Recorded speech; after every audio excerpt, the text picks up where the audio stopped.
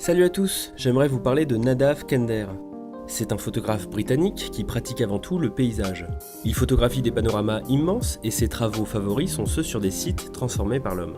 Ils sont marqués par des masses monumentales sur lesquelles le photographe s'appuie pour composer ses cadres, que ce soit des infrastructures humaines ou des massifs rocheux. Le photographe conçoit les paysages par succession de plans qui se repèrent souvent par des distinctions d'intensité. Cette esthétique fait penser à la façon dont on fait les dessins animés, avec des empilements de celluloïdes pour les différentes couches d'animation. Ce procédé génère une perspective atmosphérique, c'est-à-dire une atténuation des lointains. Plus on va dans le lointain, plus les tons sont clairs, décontrastés et brumeux. C'est une astuce utilisée dans la peinture classique qui donne à voir le lointain comme quelque chose d'immense et mystérieux. Quand on regarde ces paysages, on les voit marqués par le passage de la civilisation. On imagine la présence humaine passée en voyant la décomposition des architectures. Ça donne aux images un côté post-apocalyptique.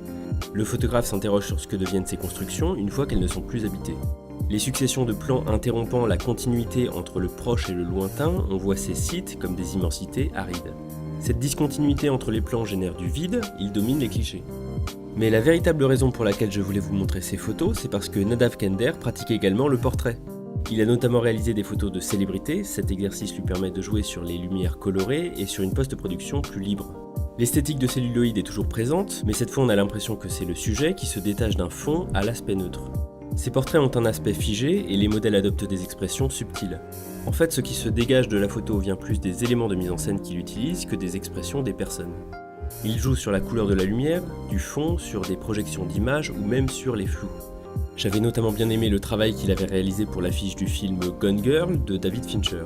Il y avait encore cet aspect figé, coloré et sombre qui évoque bien l'état d'esprit de ce thriller psychologique. Nadav Kender hérite véritablement de la peinture classique. Si c'est quelque chose de visible dans ses compositions, on peut également le voir dans son processus créatif. Il retravaille énormément ses photos à la post-production, il imprime, il revient sur ses idées, ses compositions, très souvent en utilisant le collage. Et je pense que c'est de là d'où vient cette esthétique figée presque froide qu'il obtient. Ses photographies ne sont jamais l'expression d'un premier jet, mais toujours d'un travail mûrement réfléchi. Merci d'avoir suivi l'épisode, à bientôt!